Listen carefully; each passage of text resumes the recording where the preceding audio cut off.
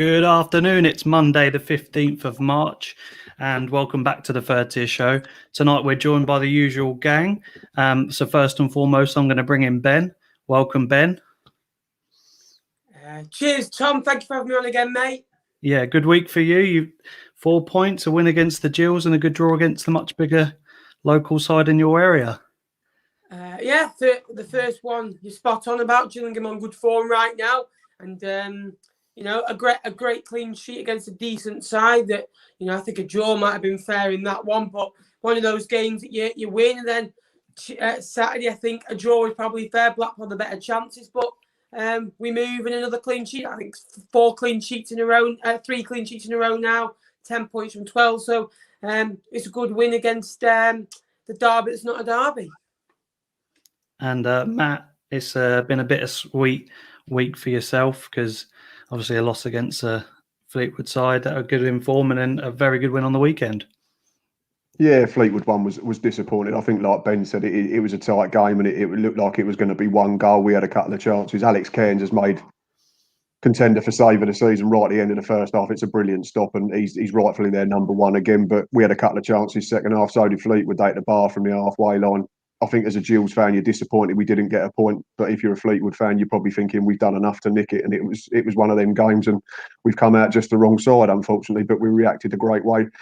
Went to Swindon, played into a gale force wind in the first half, and we were 3 minutes away from getting in at 0-0, which would have been a perfect performance in them conditions because Jack Bonham was taking goal kicks and the ball was getting to the halfway line and then literally bouncing midway back into our half. But second half, as soon as we scored the first one, there was only one side in it. Swindon collapsed, confidence went, and it was comfortable in the end. And we only switched off probably in the last 5 minutes, gave them a couple of half chances, but thoroughly deserved the 3 points. And we move into a massive week in terms of potential playoff charge if there is going to be one.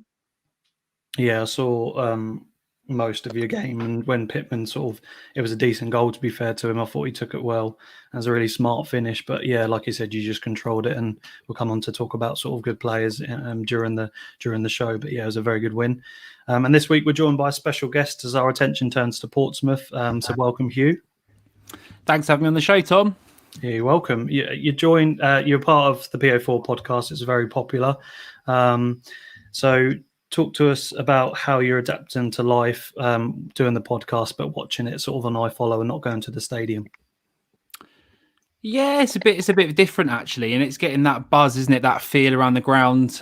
We're in our 3rd season now, so it's the 3rd season covering the team from a podcast point of view, and the site's been going sort of 10 years, but it's different to get that buzz. But we've still got the excitement going. I do think that these kind of things, vlogging, videos and podcasts is really helping keep fans engaged with what could be a difficult time really for clubs.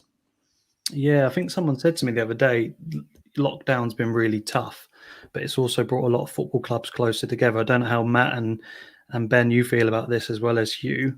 Like someone said, the fan base has never felt closer in some instances, and I kind of agreed because I started the Seasiders podcast this year, and we started this year, and it's kind of brought the social media side really close, and clubs sort of realise how important fans are as well. Yeah, I think it's brought opposition fans closer together in a weird type of way. Maybe not the fans of your same club, because obviously I feel disengaged from Gillingham supporters because you get used to seeing them every Saturday, every Tuesday. Like I've mentioned before, when you do that same walk to the ground, you walk past the burger van, it's the same people queuing up, ordering the same grub. You get into the ground, it's the same people ordering the same drinks from the kiosk, and you have the same chats. But in terms of interacting with fans of other clubs, I think it has brought the football family, I know it's a bit of a cliche, a bit closer together because we all have to find other ways to entertain ourselves, because build up to a match day now, it starts at 15 minutes before kickoff as opposed to sort of 2-3 hours before kickoff. So we're having to find other means of interacting, and I think these type of shows are really good, and I'm confident this will keep growing, and even getting guests on my own channel as well is really good. And I've been on the PO4 podcast recently, and it's a really good setup, and I've got some good lads there, and it's good to be involved on a regular basis because at the end of the day, at the moment, a lot of people are working from home. You're just sitting there in the same 4 walls all the time. You spend all day and all night in the same room. Effectively, you just move from one end of the sofa to the other. So it's not fun. And obviously, the return to stadiums can't come quick enough. But these types of things have been a real godsend, I think, certainly for myself. Yeah, I agree with that personally. I'll be honest with you. It feels weird, like even going for a walkout, like going for like a run or a walk on a Saturday at 11, 12 p.m. And it's like, well, I should be getting ready for a game now. And, your routine now is literally your prep in the morning and your stream or making your video or watching your team on an iFollow. So I think it's been weird kind of not seeing the Fleetwood fans. I know people go, "Oh, you've got fans, have you?" But I'll choose to ignore that. I think away fans, obviously, you miss that little bit of banter. But like I say, I've met so many different people. Like I've got to work with you guys on Seasiders Pod. I've got to work with many other fantastic podcasters. So in a different way, it's been nice. But I can't wait to hopefully be back in the Fortress Highbury as soon as possible. Got to say, Matt, I was just going to jump in and say, I don't know if you know that I was going to message you, but I've been pretty busy sorting out all this Pompey stuff that's going on with the management. But I know the broadcast crew for the pre-game the other day against Sunderland actually said that they tuned in to listen to our podcast and to hear what you got to say, mate. So they actually shouted out Jules in the Blood there. So just in case you didn't know. Thank you very much. Appreciate that. So I've been invited onto the Lincoln City pre-match show tomorrow, so I must be doing something right. People are going to start thinking I know what I'm doing. need to get one of those jumpers, mate. I think that's what it is. So I think that'll do the job. This is magic coat. Yeah. I've been on this channel on the day. I love it. That's what this is. It's a colour for every podcast that you've been on. Every team in the league. That's it. I drew it myself. Right, anyway, enough about my jacket. Yeah. So every week we're going to focus on, obviously, on the guest and their club. And of course, this week it's your beloved Pompey. So recent form hasn't been great. 1 win in your last 6, 3 wins in your last 10. That's starting with the 6. You lost to the mighty Blackpool 1-0. Win against Oxford and then draw against Gills. 2-1 loss to Doncaster, lost to Northampton, which was a real big shock at 4-1. And obviously a recent loss to Sunderland. Talk to us about your current sort of run of results. We all know what impact that's had, but talk to us about sort of those games and what changed over those 10 matches. Yeah, it's not been good at all, is it? And when I was watching the Sunderland game, I said after the first half that was 3 halves of football now that Pompey hadn't had a shot on target. So the problem with the system was that Kenny Jackett had lost faith in what his best players were. In fact, last week he came out and said he doesn't know what his best selection is. He doesn't know what system he's playing anymore. It was pretty odd because we had a 4-4-2 pressing system, which he sort of switched to near the end of sort of last year. And it started working. It started clicking. Pompey are pressing teams high up the pitch. We ended up top of the league at Christmas. It was a go and get teams. It was still a bit direct. It was a bit Kenny Jackett, but we started passing the ball well. We started pressing teams. And when we did get our chances, when we did hit on the break, we looked pretty deadly and dangerous. That all started collapsing. He starts tinkering with it, combinations that didn't work. And it's all been really sort of disheartening. Now, it's one of those situations where I wanted Kenny Jackett to go at the end of last season. I came out after the playoffs, went on ITV Meridian and spoke about it on video, and the club probably weren't too happy. But the fact is that it's been a long time coming, and maybe that sort of that form that we hit was actually just the purple patch rather than something that Kenny Jackett implemented that did well. Oh, fair enough. That's interesting to hear. Talking about Kenny Jackett, he did average 1.75 points per match in his 210 matches, 110 wins, 38 draws, but 62 losses, which is, it's a fairly good chunk. But of the 3 seasons, Pompey finished 8th, 4th, and 5th. Would you class his sort of reign as successful overall? I know you want him gone last season, but overall, taking out sort of the rubbish sort of form you've had this season, how are the fans sort of overall feeling about how he's done? Is that win percentage, I'm guessing, is probably propped up by the fact we've been to the Checker Trade Pizza Trophy, FA Trophy, whatever it's called, finals a couple of times in a row. I don't know if you've taken that into your stats, but a lot of the stats that are put out there on Kenny Jackett take that into consideration on his win ratio. And if you actually took those games out of it, it's not quite as rosy as that. But it's difficult. Yeah, he got us into the playoffs, but the team never looked set up to win when we got into the playoffs. They're always burnt out. Bizarre selection changes. For people who aren't Portsmouth fans who are watching this, for instance, he dropped our captain Tom Naylor in the playoffs last season, who plays in centre midfield. And the reason why is he said he was a winter player, whatever that means. And dropped him, and he brings Bryn Morris in, who's, flopped at Northampton on loan. And there's a reason for that. And then you just think, why is he doing these sort of things? And we always see him in the playoffs to go in so unconfidently, so burnt out. And it happened against Sunderland as before. You had a situation where Jamal Lowe was running down the wing and Brett Pittman sort of blazing past him. And you think, they're absolutely shattered. So Kenny Jackett tend to run us into the ground. And our record, actually up to this season, was rubbish against the top six. If you can't beat the teams around you, you're going to end up like Pompey do, which is we haven't won a playoff game in our history. And that didn't look like changing under Kenny Jackett. No, that's fair enough. And I think overall football clubs, well, you can't go on like that, can you? So comment here from Sean that says, delighted for you. Remember he came on Up the Mighty Paul podcast and had seen right through Jackett for a long time. So yeah, been true to your word. I do have a quick bone to pick with you. Apparently you had a cheeky bet on someone getting automatic promotion. Someone asked me to ask you. Yeah, I've got a bet on Blackpool to get promoted this season. The reason why is I thought at 50-1, it's not a bad shout actually. I mean, I was quite impressed with how they're playing. And yeah, they were my outside tip. So you let me down, boys, really. Please, but no. You never know. Oh, let's not. I'll never use Twitter again.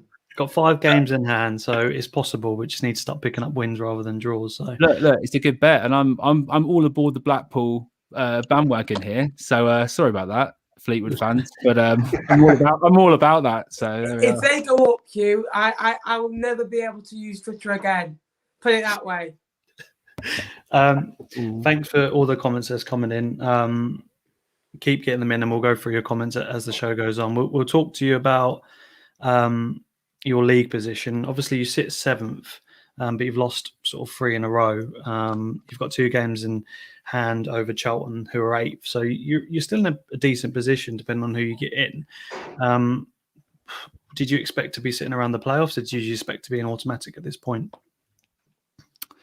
I think the squad is generally good enough to push for an automatic promotion spot. And it was very much this season, it was promotion or bust. Mark Catlin's always, the Pompey CEO, always said that he expects improvement each season. So we went from 4th to finishing 5th. Okay, it was points per game, so you can't really say that's a massive difference. But now we're looking at a team who've got 1 win in 7 games. And I would have said if Kenny Jackett hadn't gone, that there was no chance this team were getting into the playoffs, let alone automatic promotion. So I believe the team should be good enough to go up. But at the moment, it really depends on who comes in and what sort of impact they make. But yeah, I don't see us with automatics are right off now, aren't they? Let's see if we can get a playoff place and maybe another manager can potentially do better than Kenny in that situation. Yeah, we talk about manager bounce, don't we? And fingers crossed whoever you get in. And we will come to the important questions in a minute. Matt wants to ask the open and all-important one, so I'll leave that to him just as we come on to it. We'll talk about your form players. I mean, John Marquis got 14 goals and 5 assists, and Harness has got 8 assists and 6 goals. They're good stats, but Marquis had a bit of a rocky sort of spell, didn't he? Purple patch then sort of died off a little bit. So other than sort of your 2 main outlets, who's been the most impressive sort of player for you this season? And if you've seen Portsmouth play, get your opinions in the chat as well, guys. What a weird question to have to answer at the moment, Tom, because there's no one's been impressive, if I'm honest, over the last so many games. And it looks like the team are completely out of sorts. So it's difficult to say that. But John Marquis is definitely out of form. He looks terrible at the moment. I mean, I'd back any of us lot to put a goal in over John at the moment. And I like John Marquis as a player. I think he's a good player. If you play him the right way and you play little balls through to him that he can run on and he can score, then that's fine. But the problem is that, yeah, John Marquis isn't scoring. Obviously, Ellis Harrison can't score up front either. Jordi Hawula came in. He's not really been given a chance. Who's been good for us? Harvey White's come in from Tottenham. I quite like him. He's a centre midfielder, can play left side as well, left back, left wing. He's had a bit of bite to his game, looking good. But to be honest, it's pretty difficult to say who's been good for Pompey because the team's been terrible. And the team are short of confidence. They're short of confidence. Kenny, they've been playing different systems all the time, different selections, 4 subs at halftime, throwing people on. No one's looked good, unfortunately. Yeah, that's a really interesting point. We've got a couple of comments that I'll come on to, but I was watching the Gillingham game on the weekend and they brought on all five at once, wasn't it, Matt? Swindon did, yeah, 5 in one. Yeah, sorry, yeah, Swindon brought them on. You think when a team's in trouble and struggling, they are literally resorting to using all 5 players. But it could be worse if you was a Pompey fan. You could have John Sheridan in charge. I know Swindon fans are absolutely disgusted with what he's doing, and there's just absolutely no rhyme or reason to it. I mean, I'd love to be sitting here and moaning about my manager being sacked when I'm averaging 1.7 points a game. Yeah, that's true. Well, yeah, but it's about what players you've got and getting the best out of them. No, I get that, and I'm only joking. It's different aspirations, isn't it? At the same time as well, and you should be challenging for the top 2. I'm only messing about. Got a couple of comments here. There's timing of Jackett's departure is strange. Why not give him to the end of the season? Is it knee-jerk losing to Salford? And Sam said something similar. So Pompey have struggled the last few years. Manager change, was it too late? Could this been done in the summer? I personally don't think it's too late. I think it's been, I think it's too late in the sense of it should have happened a lot earlier. But I wouldn't have probably left it till the summer. I don't know about you, Hugh. No, but I'm really pleasantly surprised the board made this decision actually to get rid of him. I've been trying to temper Pompey fans' expectations and say, look, he's probably going to be here to the end of the season. The American owners are very big on very slow build, not knee-jerk reactions. Anyone who watches American sports will see how franchises are built, and it's not your coach isn't doing well, he's out the door. In sports like ice hockey, our owners used to own the Anaheim Ducks, for instance. And it's very much slow build. And I think he would have gone earlier in the season if fans were there. I think there's no doubt about that.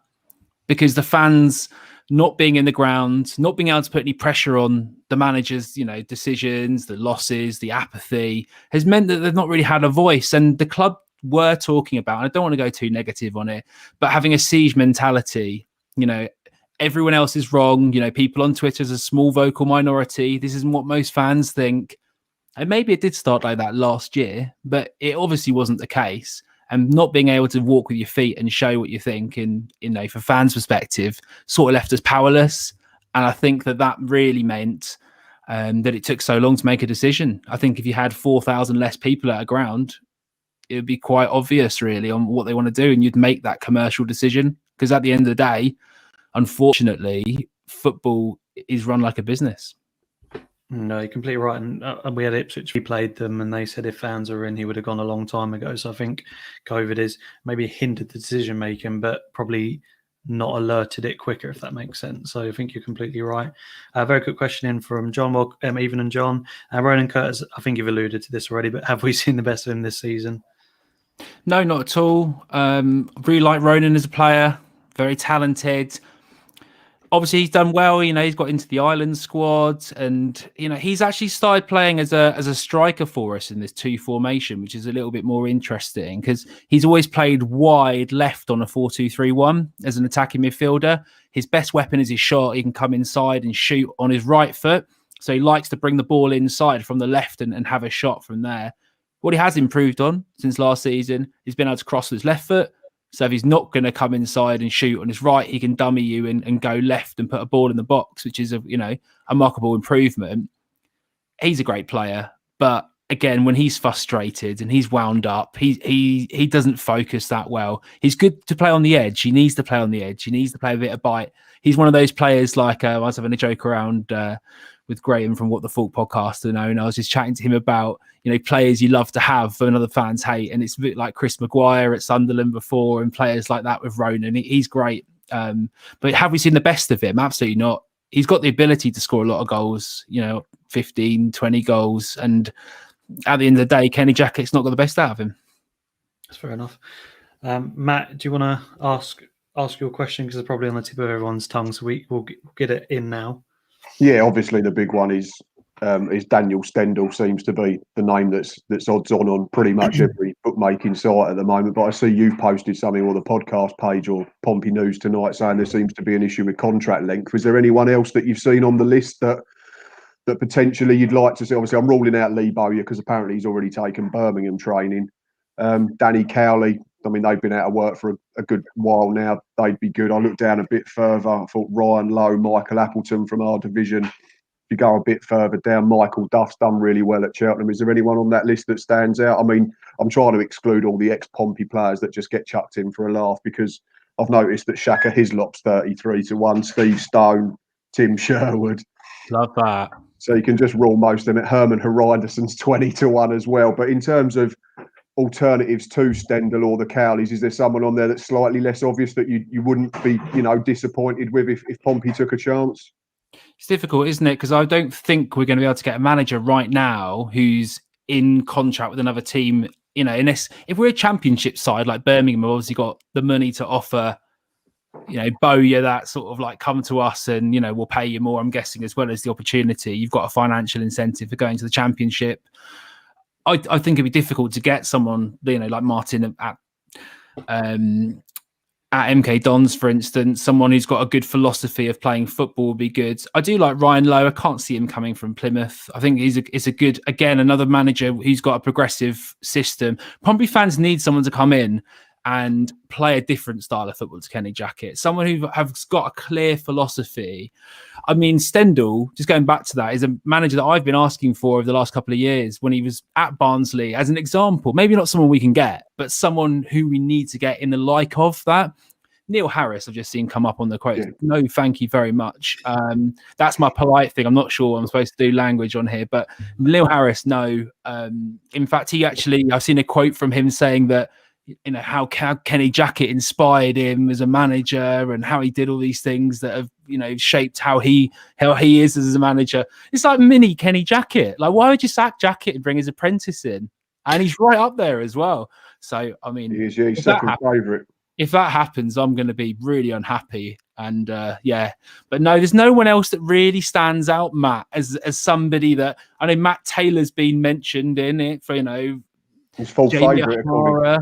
Yeah, and there is actually a bit of legs to that, I've heard. So it's not something that's completely just thrown in like Shaka Hislop, with all the best respect to Shaka himself. But yeah, there's no one really that stands out apart from Martin at MK Dons, Lowe at Plymouth, are two managers I'd like to see in that ilk. Open to suggestions though, boys. Do you not think, similar to Sunderland, sorry to jump in again, in the fact that Lee Johnson probably wouldn't have gone to Sunderland if they were a smaller club in League One? Do you think that gives you the opportunity to maybe go and get someone who's a bigger name, like a Chris Wilder, or not him exactly, or someone like Eddie Howe who got relegated into the Championship and is out of work? Look, if we can get Chris Wilder in, Eddie Howe, or any of those managers, I'd be over the moon. But from what I understand, that's not happening. I don't think those managers are coming down to us. Yeah, first of all, money. We're not going to pay them the sort of money you've had as a Premier League manager.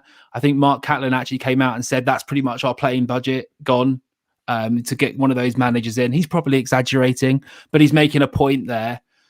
Yeah, I think we've got to be realistic. Some Pompey fans are messaging me saying, why isn't, get Frank Lampard in, we're living in cloud cuckoo land here, boys. We need to go and get a manager who's willing to come to us. And I think that's why we'll see more likely the likes of, unfortunately, Harris or more, hopefully Stendhal. I'm actually worried that Charlton are gonna poach him. That's my new worry now, that Charlton step in and go, all right, because Portsmouth apparently maybe don't offer him a contract which is long enough.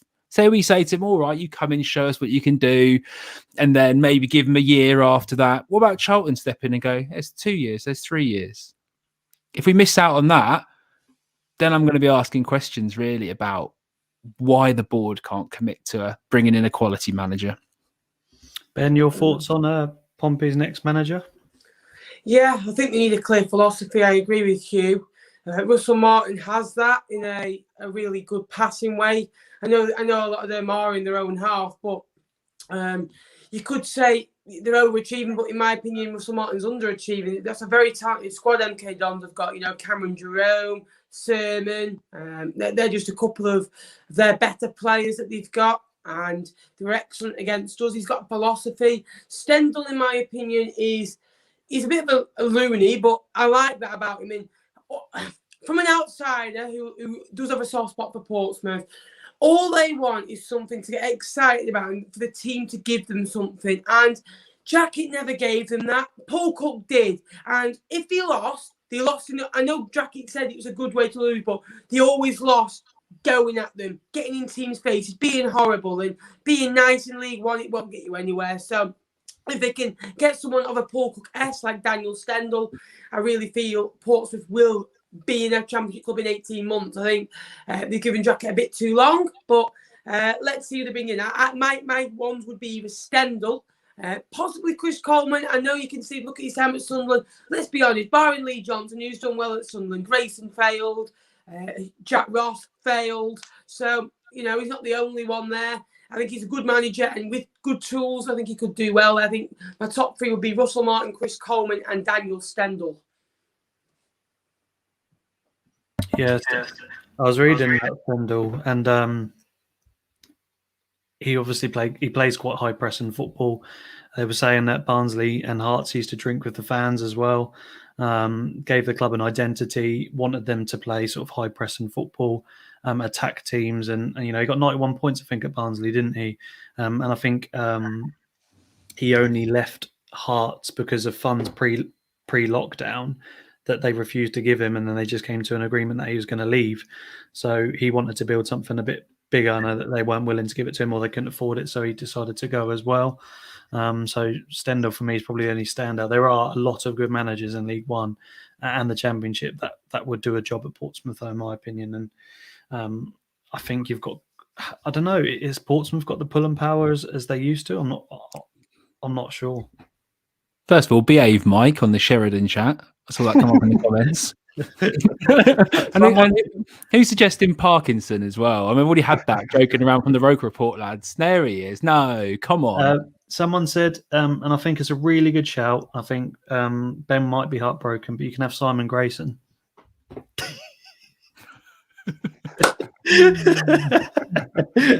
Please, with the cherry on top. Please, with the cherry on top. Josh Mellon has said, Ollie Mourinho.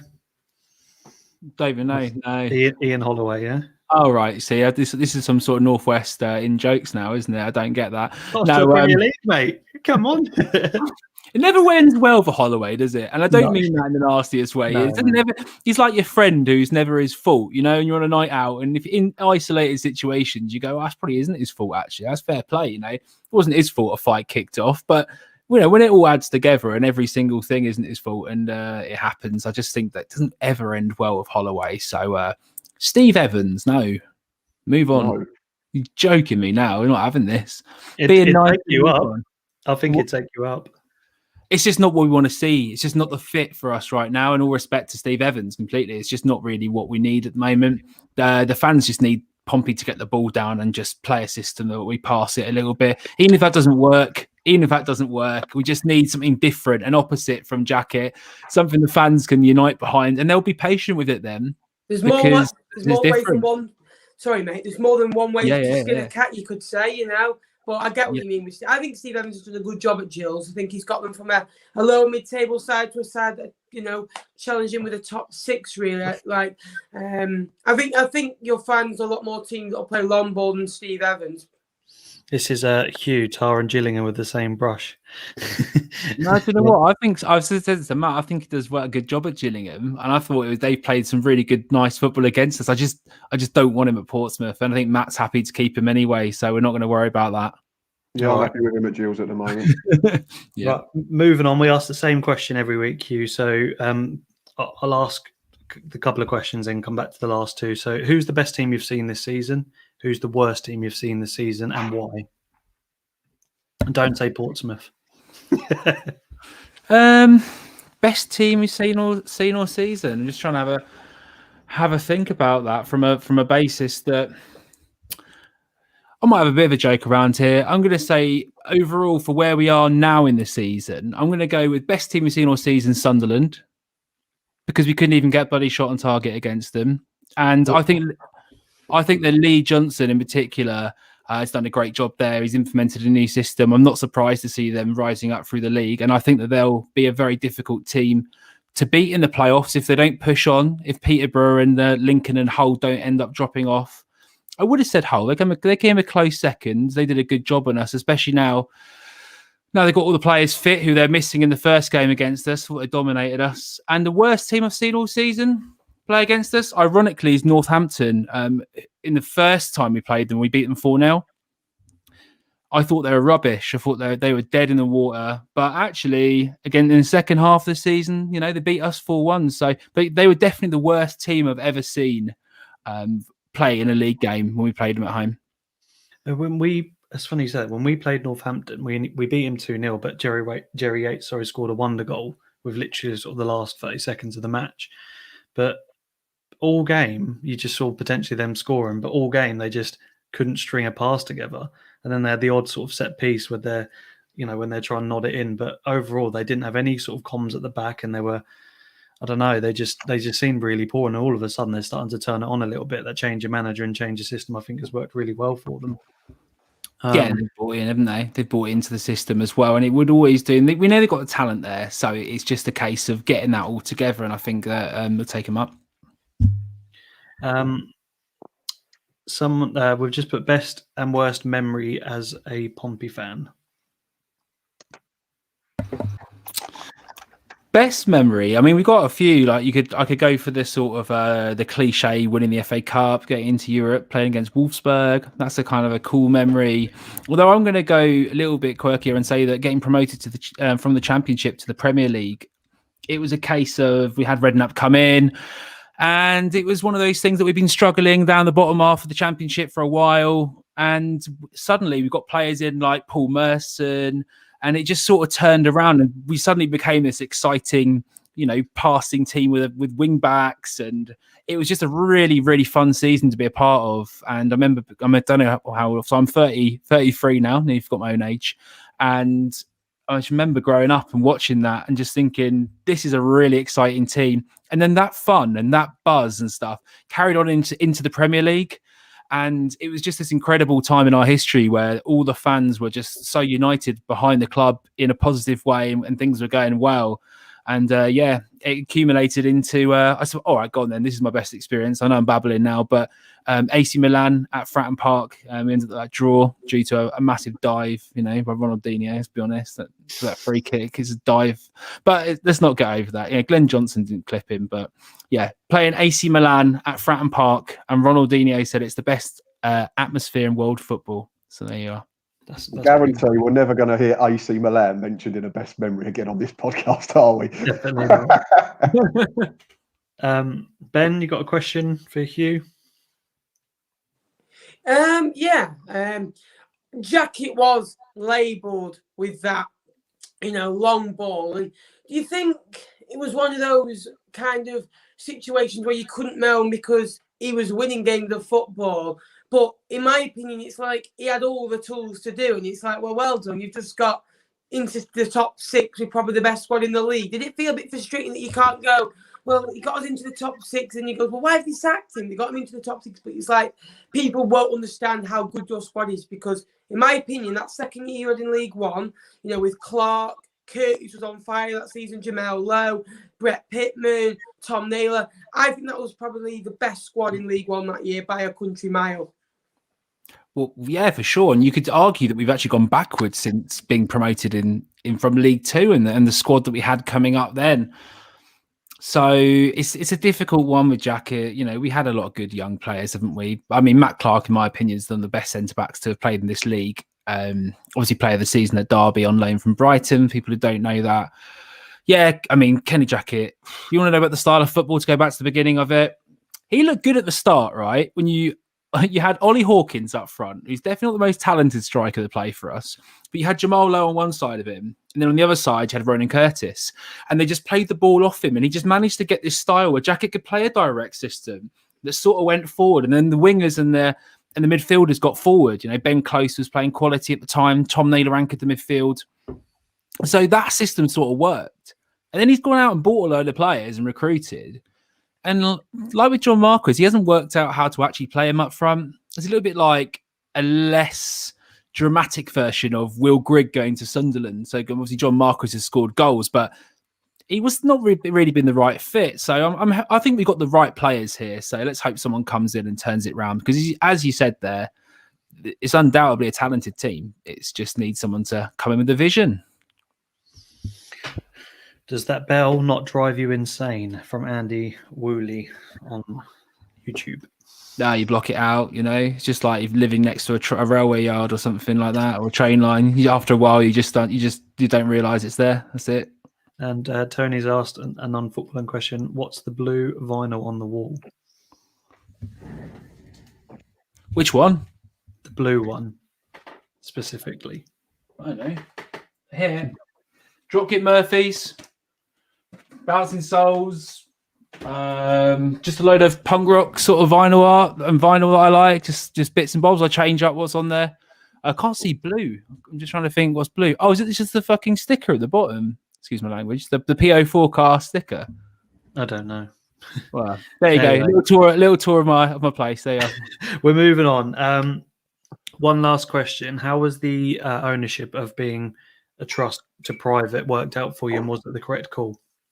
It's a big discussion between fans who will debate this till the cows come home in Portsmouth, whether it was a good move or not. I mean, look, the fans raised the money to get the club and keep the club out, stop it going out of existence.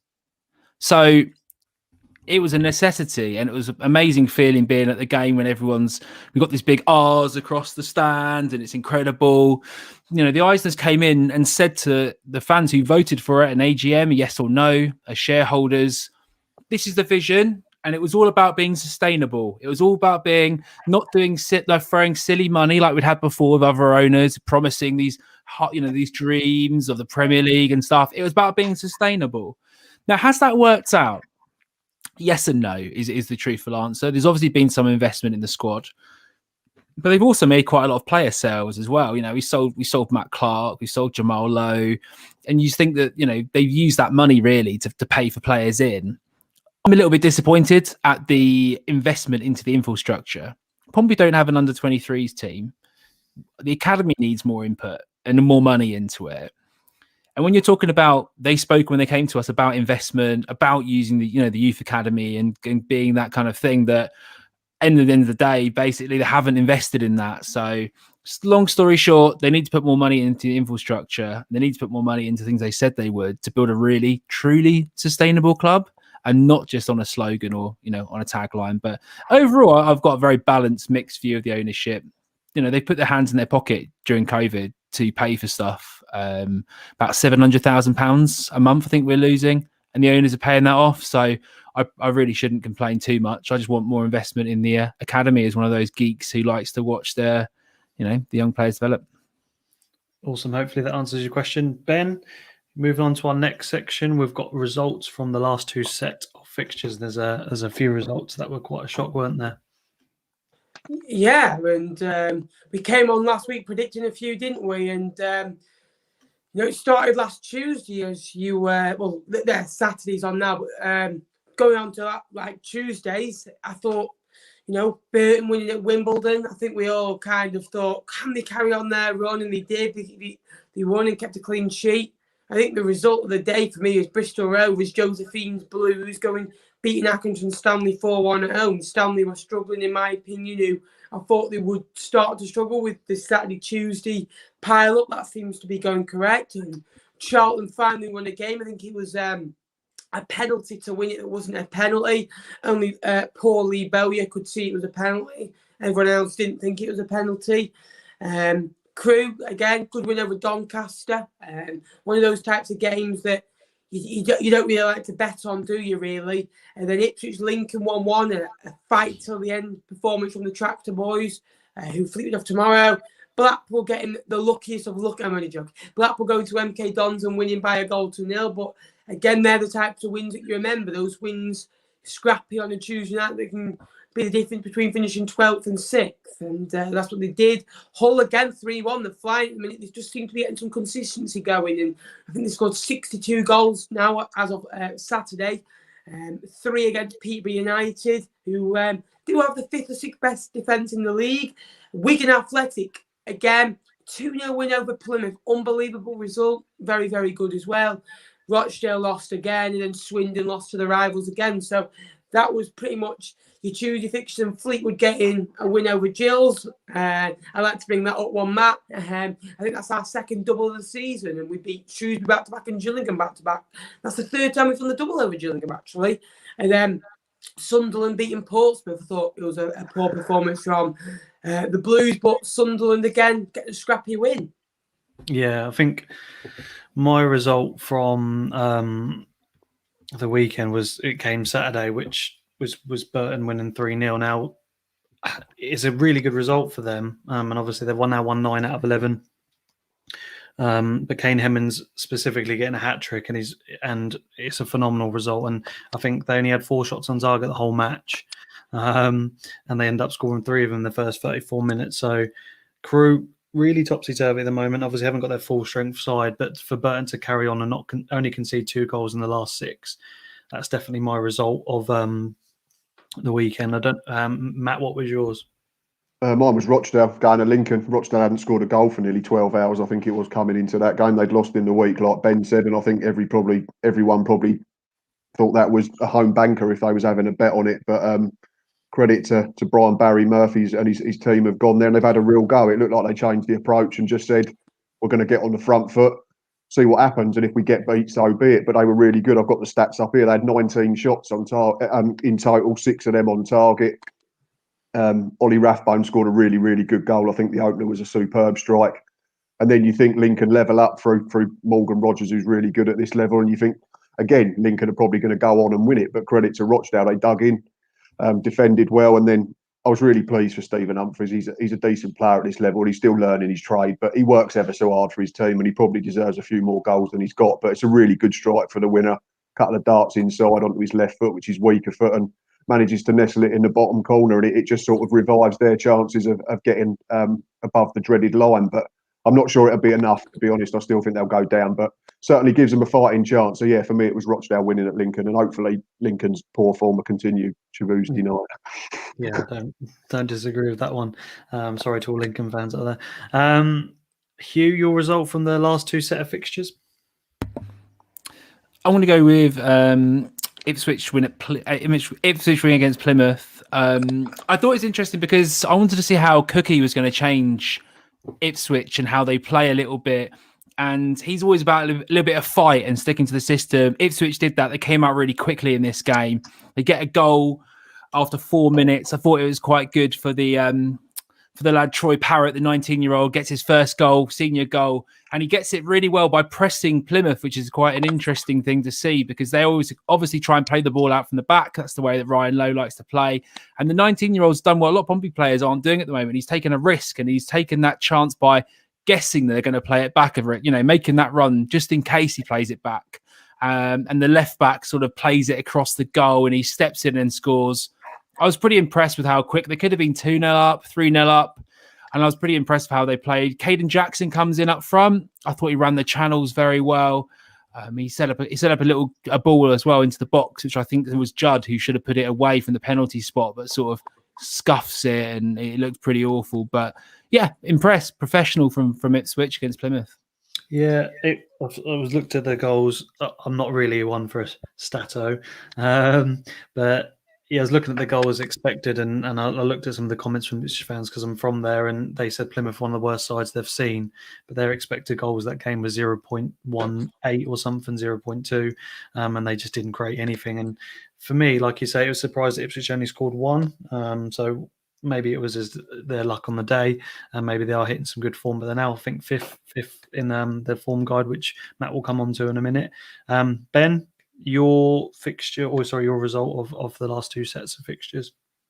I'm going to go for something a bit different. I'm going to go MK Dons Accrington, really. Just looking at it, winning in the last minute and 3-2, scoring 3 goals against Accrington Stanley, who are struggling, but to go till the end, O'Reilly getting another goal and Jerome getting another brace. He's been excellent since coming in. I think in late October, didn't he come in? And he got a goal against Burnley in the FA Cup. And he's been excellent, really. He's been their main goal threat. 3-2, another brace for him, and another 3 points for MK Dons, who were normally challenging around the bottom 4. They're now challenging to get into the top 12. Yeah, no, it's a really good shout. And So Russ Martin's got them playing decent football, and it's good to see them score some goals because the fans were getting on his back a little bit in terms of their current form after they went on a good run as well.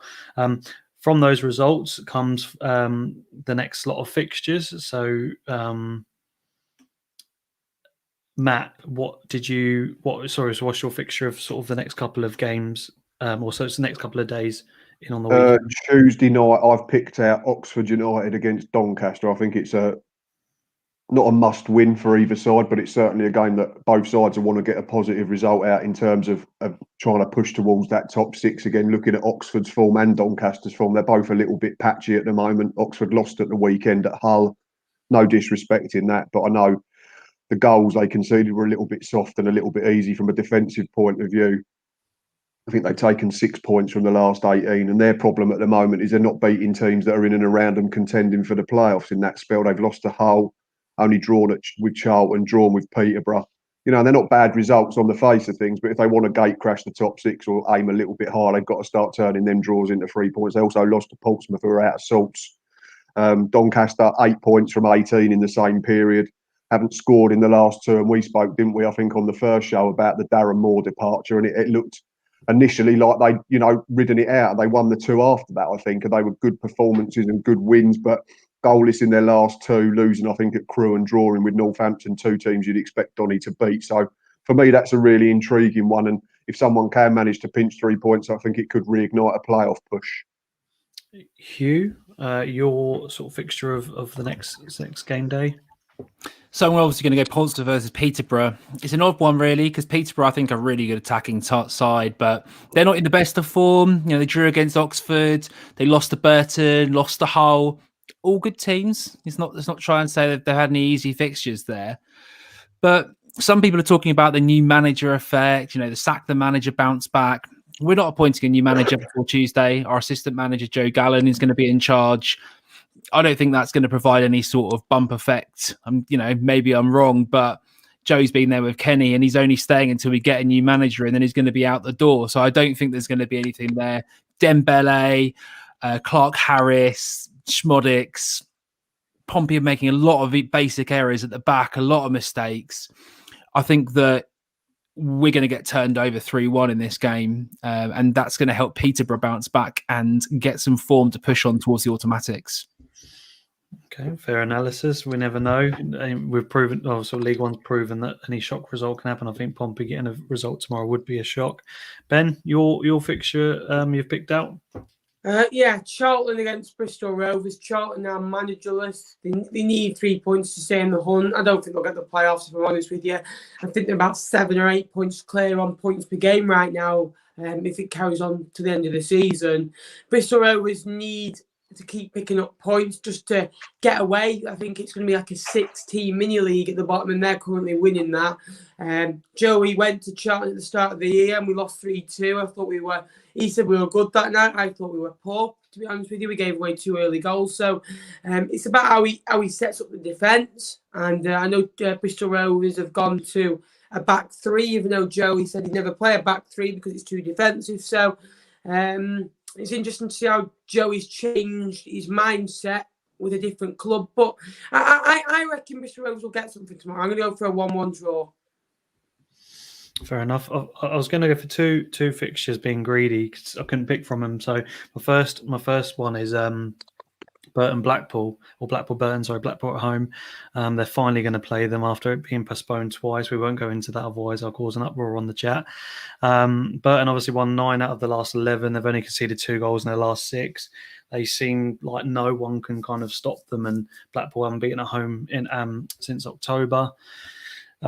With not scoring enough goals, and I'm really interested how the defensive performance will hold up against Burton's sort of free-form attacking style at the moment, and they'll want to win just because of the, say, banter or rivalry. As old Affers has just put in there, hope there's enough cloud to cover Jimmy Hasselbank, the Tart. Basically, the context behind that, they found a little bit of the pitch that had a bit of ice on it, so they called the game off at kickoff because they say they didn't want to play us because they didn't have a team, basically. But since then, they've signed a few players and they've gone on this amazing run. And I give credit to Jimmy Floyd-Hasselbank. It's the best new manager League One start since Mick Halford at Luton in 2013, I think 14. He's done a sensational job and has taken them up through the league, and they were bottom when they took over. So a lot of credit to them. I just think it'll be interesting. And the other game, I think, is Wimbledon-Wigan, which is a massive game down at the bottom. And Wigan have just had the news that the takeover is just about to happen as well. So it's really good from them. So moving on to the form guide, Matt, did you want to take us through what kind of impact the last two games have had on the form guide? Yeah, we can have a look. Obviously, like you've already mentioned, and everyone keeps talking about, Burton are absolutely flying at the moment. I think it's just phenomenal, and I'm quite pleased they've done it because it makes our defeat at home to them in Jimmy Floyd's first game in charge look not so bad now. Sunderland, I think, are gaining momentum at the right time. We've spoken about the Papa John's Trophy. I know Hugh's not a big fan of it, but I imagine it's one of them when you do win. It's a trophy at the end of the day, and it breeds confidence. And when you've got that and momentum, I think Sunderland are going to be very hard to stop now in terms of the top two. Blackpool, my concern with them is drawing too many, and also they're going to end up playing probably Saturday, Tuesday for most of the remainder of the season. Is that going to catch up with them? Hull putting a good run together, 5 on the bounce, but they're to be shot at. Will they handle that well? Peterborough bit in and out, no winning 3, but as Hugh said, Portsmouth probably represents the right time to be playing them so they could get back on track. Ipswich, the Paul Cook effect is probably starting to show. It's a bit of a slow burner at the moment. It was a defeat and a draw, and then they finally got that first win under Cookie at the weekend, but they're doing all right. And then it's Fleetwood and Gills, which is quite good for us as well. So in terms of us 3 hosts, we're all in the top 8. Gills, I still think it's a possibility to playoffs rather than a probability. Shrewsbury probably be safe as ours is. MK Dons, like Ben said, I think are pushing towards the top half. Lincoln's the interesting one because we play them tomorrow. They're in no type of form at all. Got a couple of injuries to key players. I think George Grant's out for the rest of the season. I think Bridcut might come back in tomorrow, but he's not fully fit. So potentially we could go there and get something. And then if you look at Oxford and Doncaster, the game I picked out as a one to watch tomorrow, 12th and 18th respectively. So they're, very patchy at best at the moment. So both of them need a win to start trying to gain some momentum again at a key part of the season. And if you look at the bottom, Rochdale, that win shows how huge that was. That's their first bit of green on the form table in a long, long time. Wimbledon looked doomed for me. Accrington, I'm a bit surprised at. I thought they'd be better than they've been. Probably a small squad starting to catch up with them, and next up Sunderland, so that's going to be tricky for them. Northampton, you'd fancy them to beat Crewe in their next game at home. Crewe out of sorts as well. And Plymouth, sort of, there'd be another one that are safe as ours is, but have just run into a bit of a rough trot at the moment. Plymouth lost their last 5. Yeah, I didn't realise it was that bad until seeing that. Yeah, and if we can bring the table up now if possible, see what impact that's had on the actual table itself. What's your predictions for the playoffs, Hugh? It's a difficult one, isn't it? What you mean? Who's going to get into the playoffs? I don't think Charlton will. I don't fancy Oxford, Accrington. I think it looks like it's shaping up. Donny maybe to drop out. If Pompey going to make a run, I think Doncaster, Ipswich. I don't know how settled Ipswich would be. All right, I'm going to say I think that we'll have Hull, Lincoln, Doncaster, and let's be positive. I don't know, and us. Or maybe you switch Doncaster and Ipswich. I don't know. You missed the team in 12th who've got 4 games in hand. I thought I'd leave out the automatics. You remember? I discussed that. Matt, has your opinion changed on who's going to get playoffs? No, I can't keep changing it from week to week. And plus, I forget what I say, don't I? So I'm still going to stick with what I said. I'm going to back Sunderland and Peterborough to be the top 2. I think Hull will end up just missing out in 3rd. And then I think it's Lincoln. I think I had Ipswich and Oxford, didn't I, as well? I think I've got Doncaster, Portsmouth, Charlton all missing out. So, well, you're going to miss out Hull. Look at their form. No, I think they'll drop out and finish 3rd. Wow. I think Peterborough's got the best squad in the division.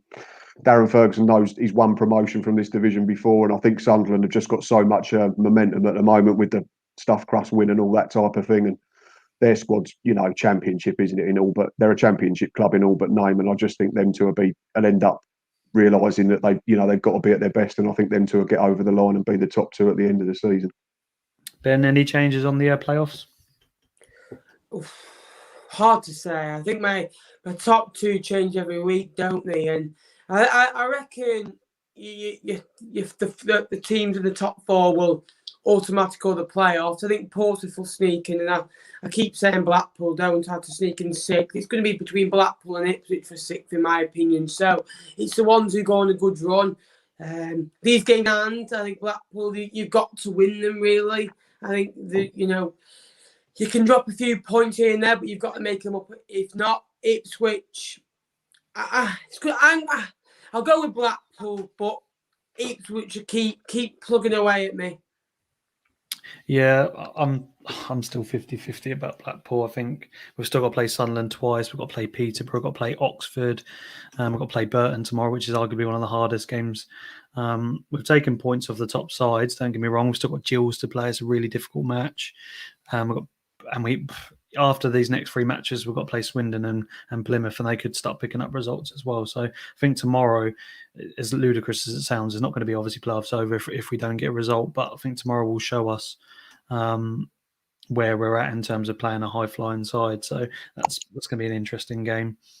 Someone's put top six and bottom four predictions. We're just on the top six.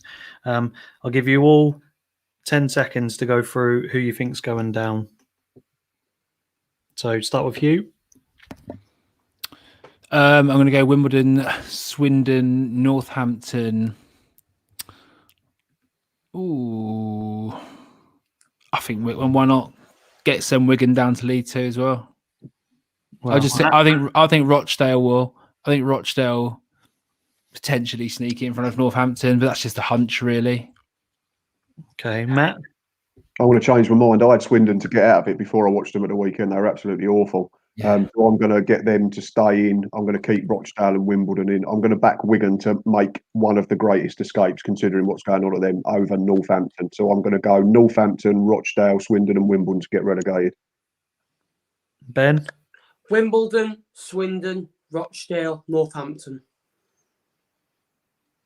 I just feel Wimbledon have had the day, and they've had great escapes before. I think they had 11 games to go, and they won a lot of those games, didn't they? They were like 14 points clear that season.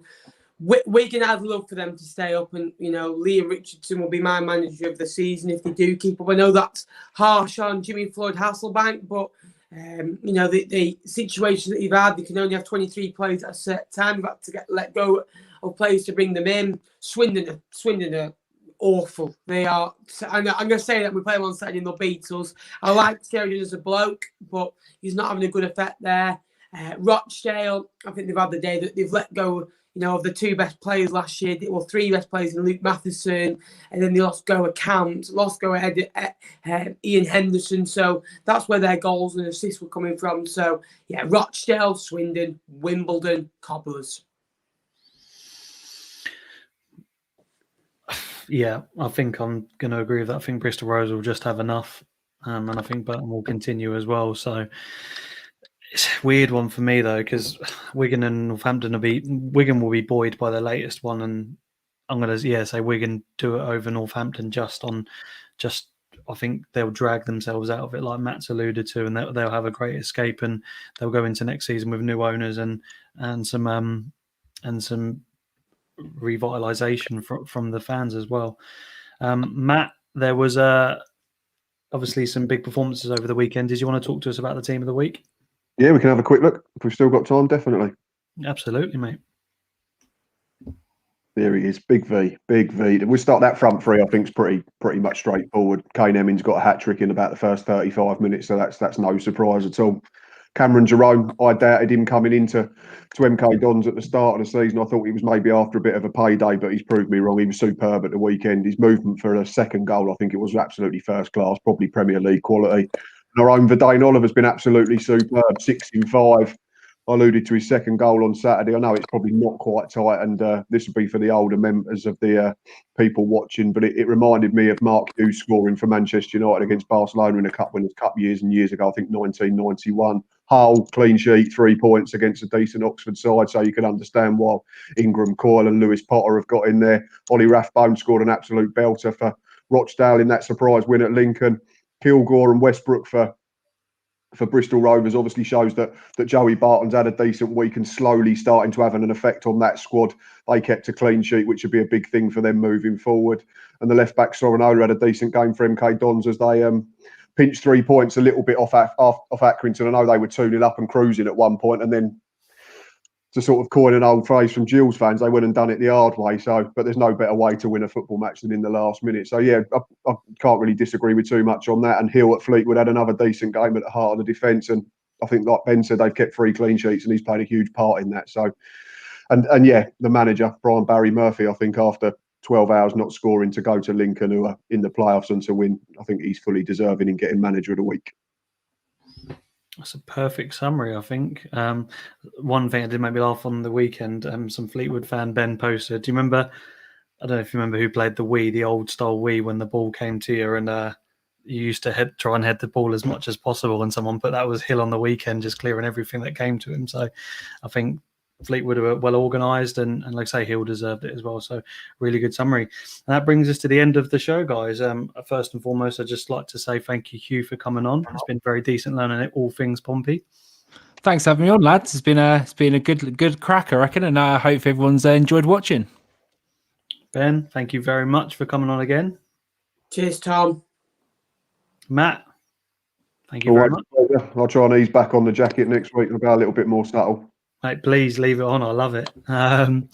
Yeah, so that just leaves me to close the show, guys. Thank you so much. Just remember to like and subscribe to the Third Tiers YouTube channel, because it will be launching at the start of next season. We'll continue to host on the Seasiders Pod, so make sure you like and subscribe. We're nearly at 600 followers on Twitter, which is great because we hit 500 from last Monday, so nearly at 100 in a week. So please spread the word, retweet, get everything out there to help this channel grow and get the live shows as big as possible, especially for when fans are back in stadiums and we can get some videos sent in, etc. So it's really good to have all the comments in the chat. So thank you for joining us. Same time next week, guys, and hopefully we have some big results to talk about. Good night.